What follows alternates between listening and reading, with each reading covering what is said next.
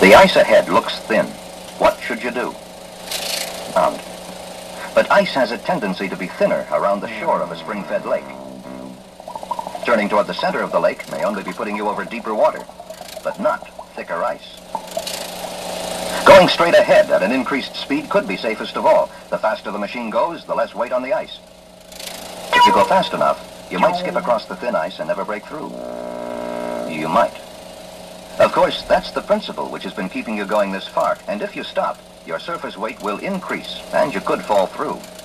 I said this was a tricky question. The answer is obvious. There is no safe procedure. If you don't know a lake is safe, stay off it. Now, if through all that, you were able to pick out that answer, give yourself 10 points. Say, Sergeant, I don't see how anyone can get the right answer to that question. That wasn't fair. I'll admit it was a little sneaky, but the point is awareness and common sense. The good snowmobiler always expects the worst, and then he's never surprised. Here's question number 13. Which of these scenes is the most dangerous? A,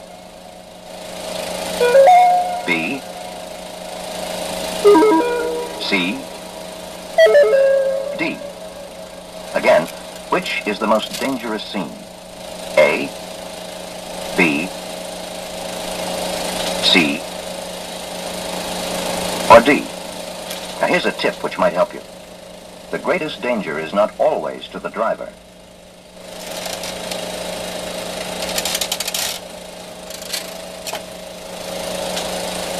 The answer is C. This driver is moving through a reforestation area. The seedling pines are just breaking through the snow. The danger is not to the driver, but to the trees. Ecology is a popular phrase these days, but to us, the snowmobiler, it has a personal meaning. We spend a lot of time very close to nature. We need open spaces, long trails. We like the out of doors. Common sense tells us that to keep this good thing going, we must share. The backcountry belongs as much to the animals as it does to us. We should also respect private property. Every man has a right to say who goes on his land and who doesn't. Okay, add up your points. Your score will give you a good indication of your knowledge about safe snowmobiling. The bottom of your test card tells you what your score means. But before you check on that, let's go back for a moment to bonus section 4. It said, if you do not drink and drive your snowmobile, give yourself 5 points. For those who did not get those bonus points, your test score is meaningless. You are going to have an accident. If you drink and ride your machine, you are going to have an accident. Sober, your judgment may be flawless. Your reflexes instant. You may be careful and cautious. But after a few drinks, well, here, let's take an example. This is Ken Vito. He has been a professional race driver. He has won first place at the Players Invitational Race in Montreal, first place modified class, Peterborough. In all, he has placed in more than 40 snowmobile races. By any standard, he is one of the top drivers in the country. We have set up a 1.5 mile obstacle course using these highway pylons. Ken will make 2 timed runs. The first, sober.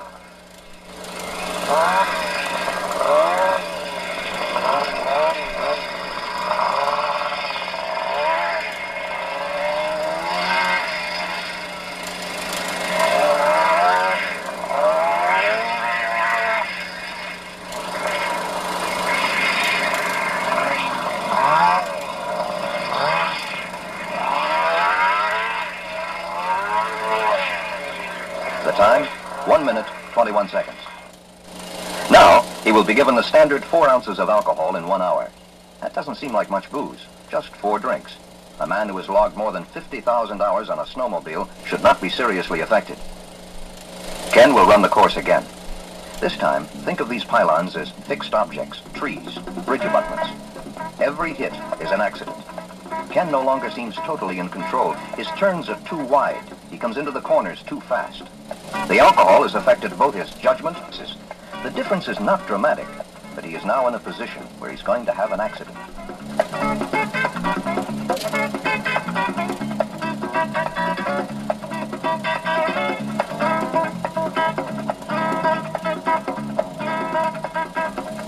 The time for the second run was 7 seconds slower. If booze has that effect on a professional rider, what would it do to someone with less experience? This man has been riding for 5 years. He doesn't have unusual ability, but he is competent. His first run is timed in 1 minute and 30 seconds.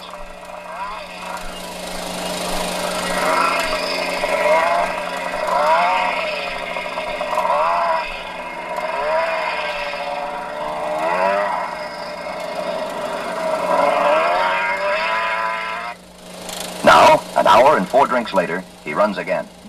He does not drive on instinct. Like most of us, he must think about what he's doing. The alcohol has a stronger influence on his limited abilities.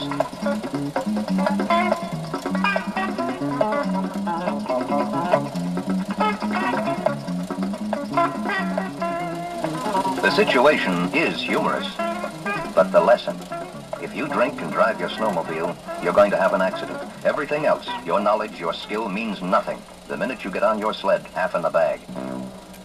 Lights! Very good, men. Work out your scores and check them against the chart at the bottom of the score sheet. Any comments? Sergeant? Sergeant? Yes, Whacker. Well, let's go back to question number 5, the one with the cold weather. Yes, Whacker. Sir, you said the answer was speeding. Yes, Whacker. Yeah, well, now, a breakdown is much more dangerous. No, 5 was right. Now, what about that question 11? How can you say that you should never have been on the lake in the first place? What's the safest thing to do? Squeeze the throttle and head for shore. So, you gotta turn around and go back the way you came. It's not possible in a test like this to cover all possible hazards you might encounter on your snowmobile.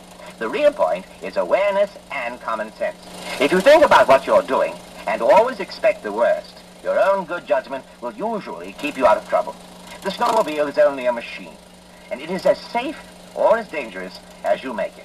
Those of us who like winter, who like the out of doors, have a good thing going. Let's keep it safe and keep it fun. I'll see you on the trails.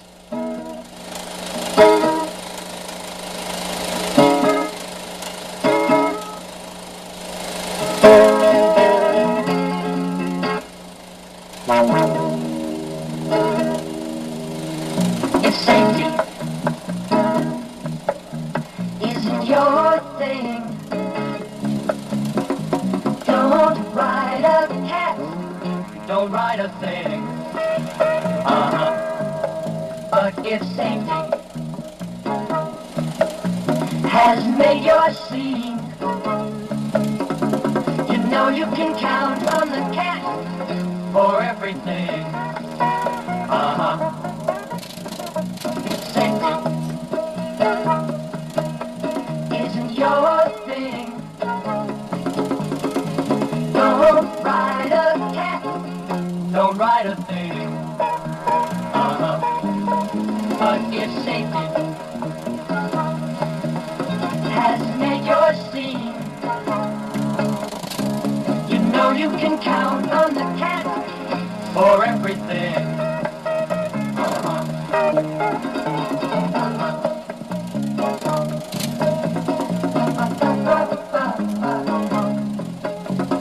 You know you can count on the cat for everything.